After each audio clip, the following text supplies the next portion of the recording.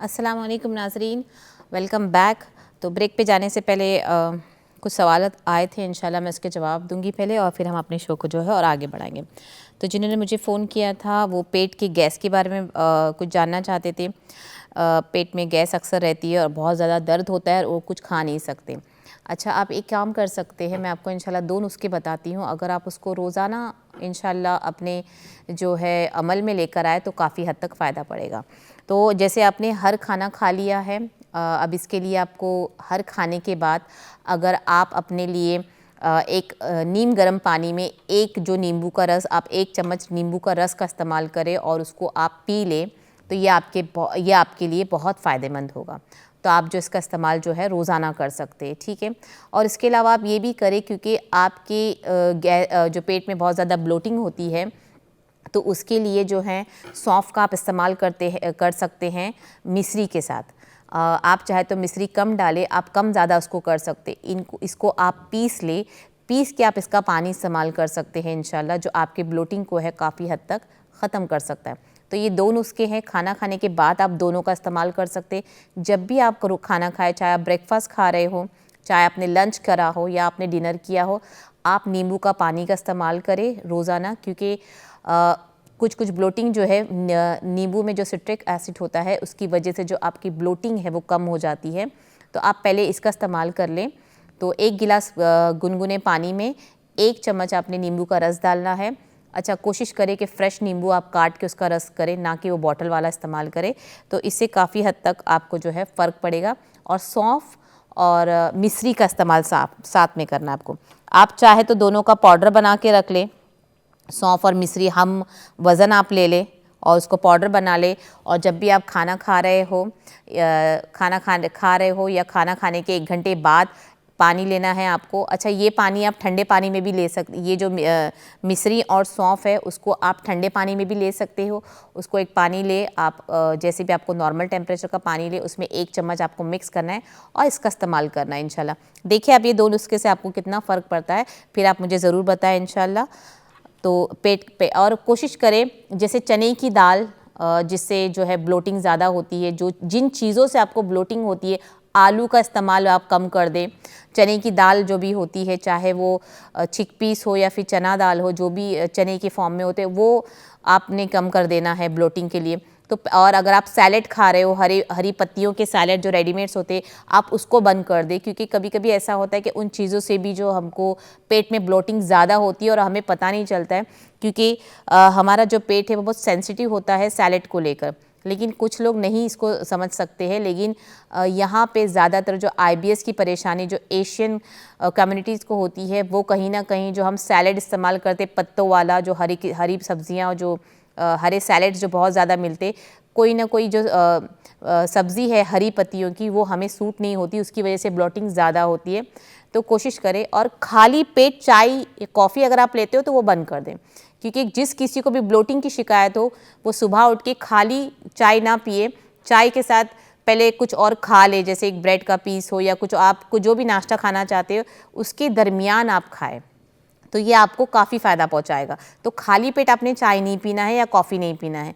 जब भी आपको चाय कॉफ़ी पीना है, आपका पेट में कुछ ना कुछ पहले आप कुछ खा ले, उसके बाद इंशाल्लाह आप चाय और कॉफ़ी ले सकते। अच्छा, मेरी जो दूसरे कॉल थी, उन्होंने कहा है कि बेटी जो हॉस्पिटल में एडमिट है और उनको बहुत अल्सर हो गया है और वो जो है दर्द वगैरह की इंजेक्शन भी उनको दिए जा रही है। देखिए, अगर आपकी सब रिपोर्ट्स नॉर्मल आई है इंशाल्लाह, अल्लाह करे सब नॉर्मल ही आए आपकी रिपोर्ट। अगर आपको सब नॉर्मल आया है, डॉक्टर ने आपको खाने पीने के लिए परहेज़ नहीं बताया है, तो आप फिर जो है नुस्खों का इस्तेमाल कर सकते, ठीक है। तो मैं आपको एकदम सिंपल से नुस्खा बताऊंगी इंशाल्लाह, जो साइड इफ़ेक्ट नहीं करता है। वैसे तो कोई नुस्खे साइड इफ़ेक्ट नहीं करते, लेकिन क्योंकि हम ऑलरेडी एडमिट होते हैं और इतनी दवाइयाँ खा रहे होते हैं, तो कोई चीज़ें हॉस्पिटल जो है वो पर्टिकुलर चीज़ों को हमको खाने के लिए नहीं देती है। तो आपको ये मेक श्योर करना है कि आपको सब कुछ खाने पीने की इजाज़त मिली हो, सबसे पहली बात, ठीक है। उसके बाद आपने क्या करना है, जब भी आप दवाइयाँ दे रहे हो अपनी बेटी को हॉस्पिटल के अंदर, तो कोशिश करें जो पानी का आप इस्तेमाल कर रहे हो उसके अंदर जो है आपको क्या करना है, पुदीने का रस आप घर से बना ले। और जो तुक मलंगा जो होता है वो, उसको आप भिगा के एक डब्बे में रख ले और पुदीने का रस जो है उसको रख ले। और जब भी वो दवाइयाँ पी रहे हो, सादा पानी ना दे उनको, अपने उस गिलास में 2 चम्मच पुदीने का रस और 1 चम्मच जो है तुक मलंगे का इस्तेमाल करवाएं।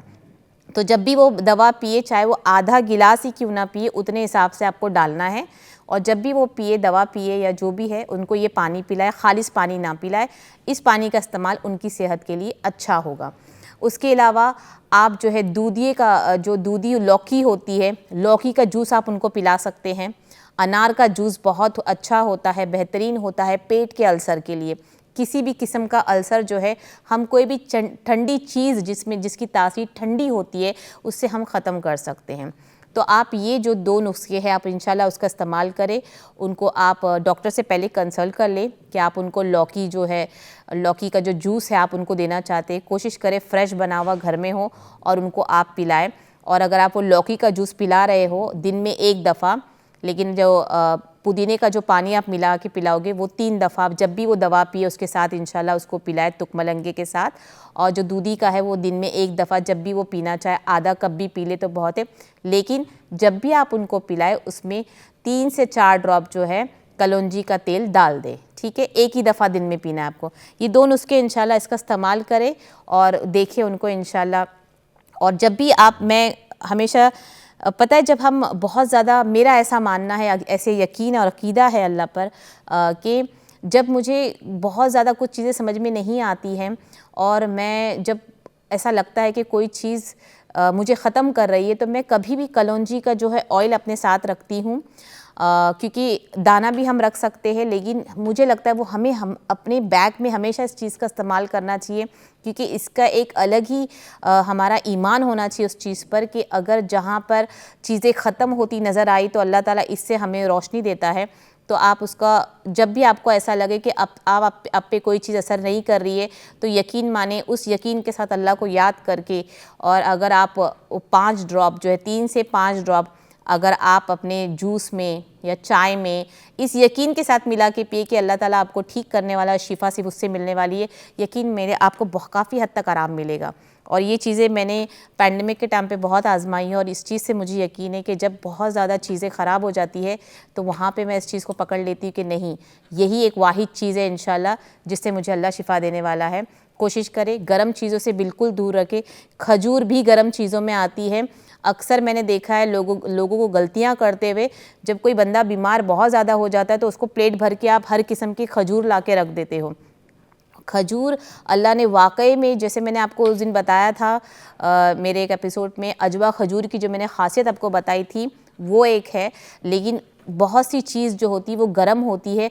आप सल्लल्लाहु अलैहि वसल्लम ने ख़ुद इस चीज़ को मना फरमाया है, जब आँखों की कोई बीमारी हो, गरम की वजह से आँखों में तकलीफ़ होती है, तो उनको खजूर का इस्तेमाल बंद करने के लिए कहा है। या तो आपकी बॉडी में बहुत ज़्यादा गर्म है और खजूर आपको खाना ज़रूरी है, तो उसके अंदर खरबूजा, तरबूज को मिला के खाने का हुक्म दिया है। तो इस चीज़ को समझे, इस चीज़ को हमको समझना है कि क्यों मना किया गया है, और जिस हस्ती ने मना किया है आप उनके बारे में देखिए, हदीसों में बार बार इस चीज़ का जिक्र होता है, तो उस चीज़ को हमको समझना है। इस चीज़ को लॉजिक मत उसमें ढूंढे, इसमें मैजिक होता है, यकीन माने। तो इस चीज़ को आप इंशाल्लाह दिल की, बोलते ना, एक दिल से आप जिस चीज़ को मांगे। अक्सर ऐसा होता है कि हम खड़े और हम एक चीज़ की आरजू कर रहे होते हैं और अल्लाह सामने उस आरजू को पूरा कर रहा होता है, और उस टाइम हम ये सोचते कि अल्लाह से कुछ और भी मांग लेते तो अल्लाह दे देता। सुभान अल्लाह।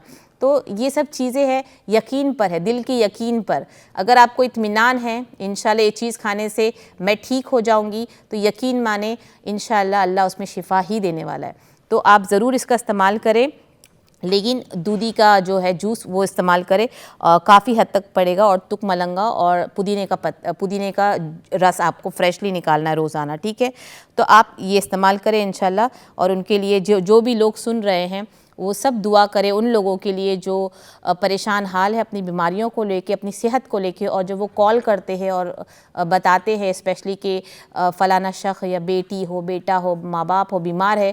तो जो भी लोग सुन रहे हैं फ़ौरन उन लोगों के लिए दुआ करें कि अल्लाह उनको हर चीज़ में शिफा अता फ़रमाए इंशाल्लाह। तो अल्लाह शिफा देने वाला है। और जब अननोन पर्सन, जो हम जानते भी नहीं एक दूसरे को, सिर्फ नाम से मेरे वाकिफ़ हो, या जो कॉल कर रहे हैं हम नहीं जानते कि कौन है सिर्फ, तो उनके लिए सिर्फ दुआ करना, क्या पता किसकी दुआ अल्लाह कौन से हक़ में कबूल फ़रमाए।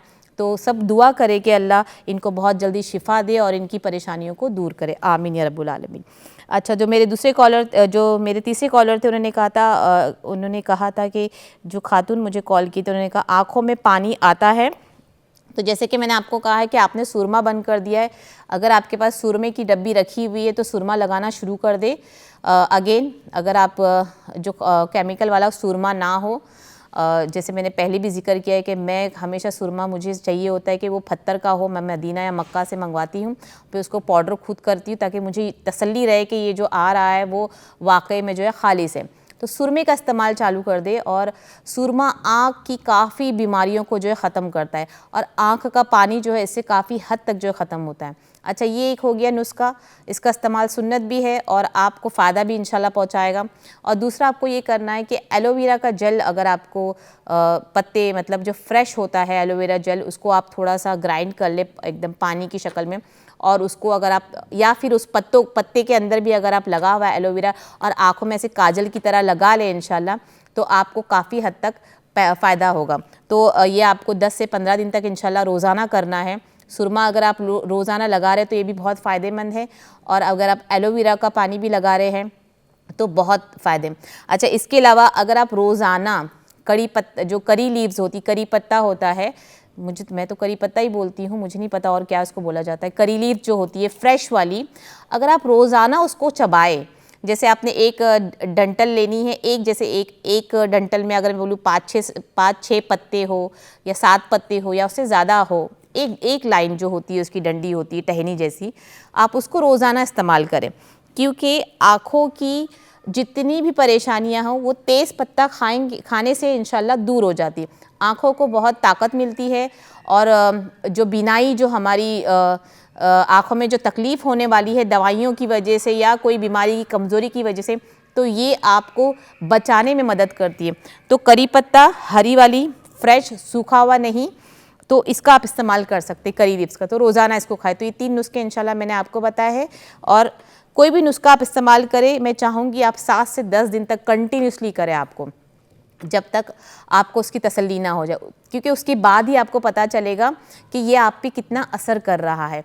तो कोशिश ज़रूर उसको टाइम दे, आप कोई भी नुस्खे को ना आप टाइम दे, 7 से 10 दिन का, मैं यही कहती हूँ, 7 से 10 दिन का टाइम दें, इंशाल्लाह आप खुद ही असर करना जो है महसूस करना शुरू करेंगे, तब्दीलियाँ आप में इंशाल्लाह शुरू होगी। तो नुस्खे ऐसे हैं कि आपको उसको आजमाना है, हर किसी को बहुत फ़ायदेमंद पहुंचती है, किसी को लेट फ़ायदा होता है, किसी को जल्द होता है, लेकिन जब भी कोई चीज़ इंस्टेंट होती है वो मैं आपको ज़रूर मेंशन करती हूँ कि ये चीज़ आपको आपके हक़ में इंशाल्लाह इंस्टेंट होगी, तो इस चीज़ का आप इस्तेमाल कर सकते हैं। और जैसे कि मुझे बहुत से लोग ने जो सवाल किया था कि गर्मियाँ बहुत हैं, तो हम क्या क्या जो है मशरूबात पी सकते हैं, कौन सा जूस हम पी सकते हैं घर में बनाकर, क्योंकि काफ़ी मेरे जो भी ज़्यादातर कॉलर है वो बहुत ज़्यादा दवाइयों का भी बहुत सारी दवाइयाँ भी खाते हैं, उसकी वजह से बहुत ज़्यादा गर्म हो जाता है और बहुत अनकंफर्टेबल फ़ील होता है। तो मुझे काफ़ी लोग ये सवाल कर रहे थे कि नबीला ये बताओ कि हम 2-3 चीज़ तो हमें पता है कि ये पीनी है, ये इसके अलावा आप क्या क्या पी सकते हैं। तो इंशाल्लाह मैं 2-4 ऐसे, मेरे ख्याल से 4-5 मैंने मेंशन इंशाल्लाह करती हूँ कि आप इसके अलावा ये, पहली बात तो नारियल का पानी, फ्रेश नारियल का पानी ये पी सकते हैं। अच्छा, जो आपकी बेटी हॉस्पिटल में एडमिट है, आप अगर उनको भी रोज़ाना नारियल का पानी देंगे फ्रेश, इंशाल्लाह उनकी सेहत में काफ़ी हद तक जो आराम मिलेगा।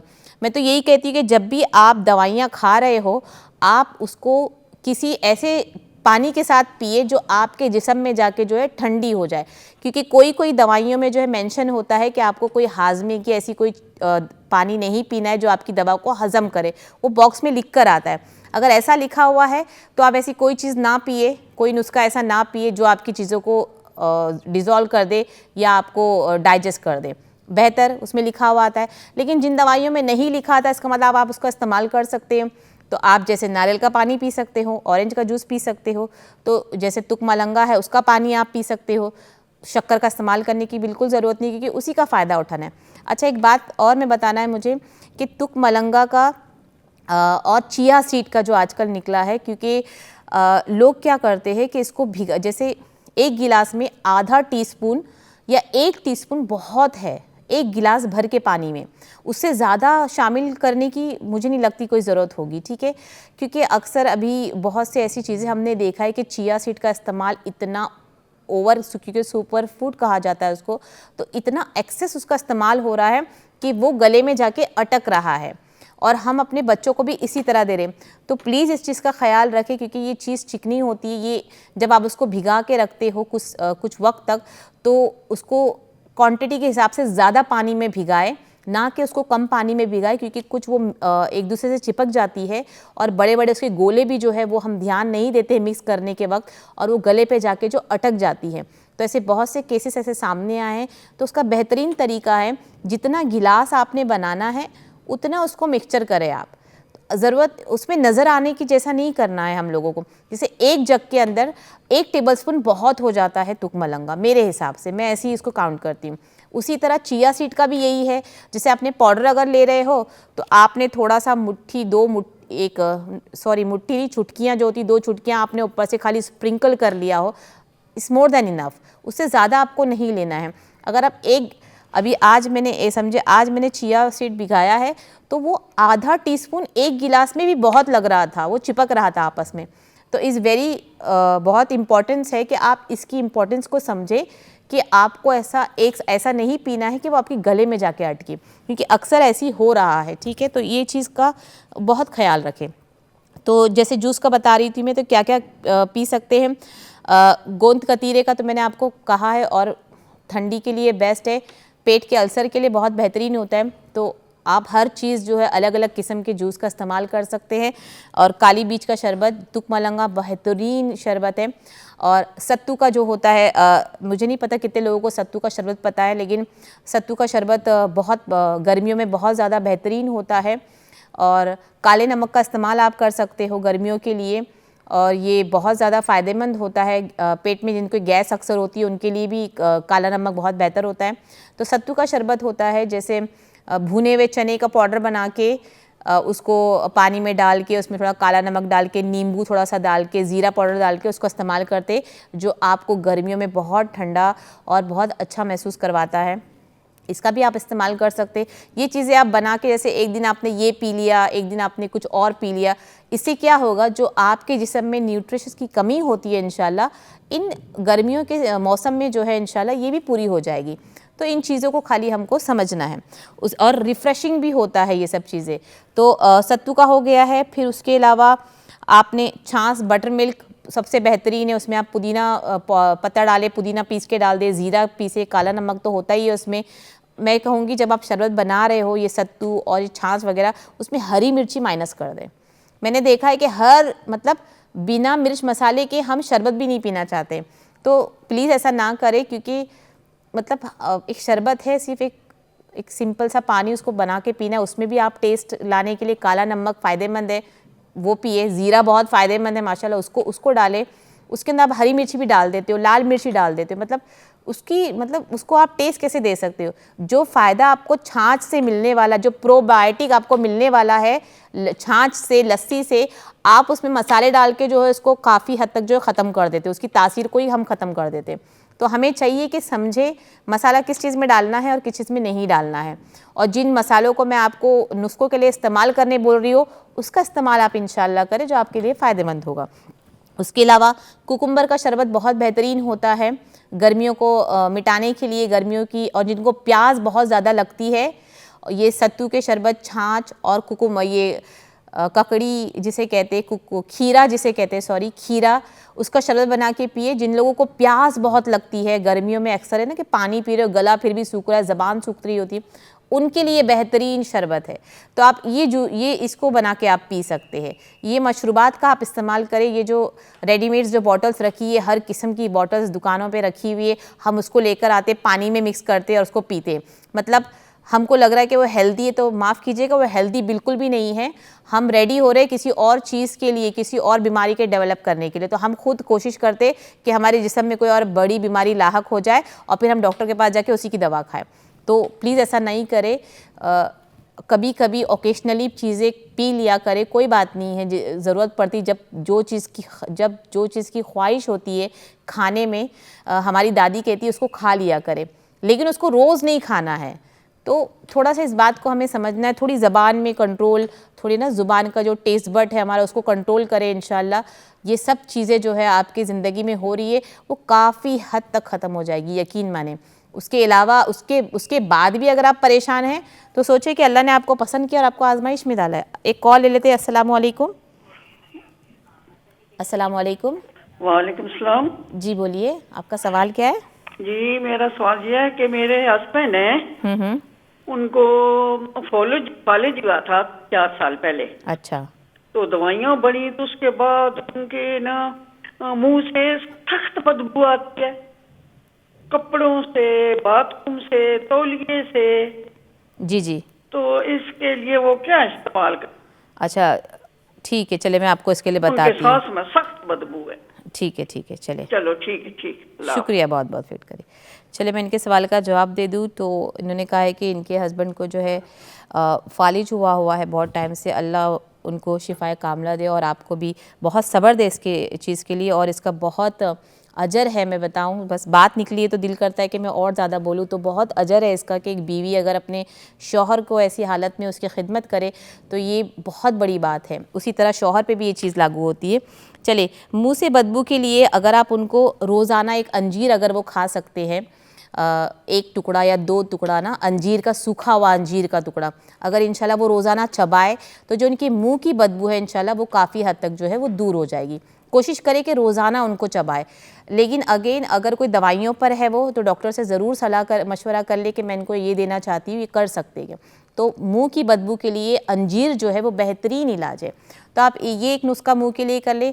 अच्छा, बदन के लिए ये करें कि जब भी आप उनको स्पॉन्ज करते हो या उनको बात आप देते होगे, मेरे ख्याल से जब भी उनको आप बात दे रहे हो तो उनका जो गर्म पानी है कोशिश करें कि उसको अलग से आप गर्म करें।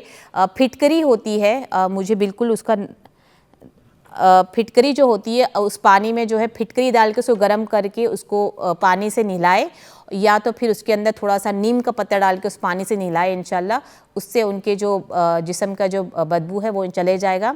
एक्चुअली हमारे शो का वक्त ख़त्म हो गया है। इंशाल्लाह अगर और भी आपको डिटेल चाहिए तो मैं आने वाले प्रोग्राम में नेक्स्ट ट्यूसडे को और ज़्यादा तफसीर से इंशाल्लाह बताऊँगी। तो अपनी दुआओं में हम सबको याद रखें और अपना ख्याल रखें। अस्सलामु अलैकुम व रहमतुल्लाहि व बरकातुहू।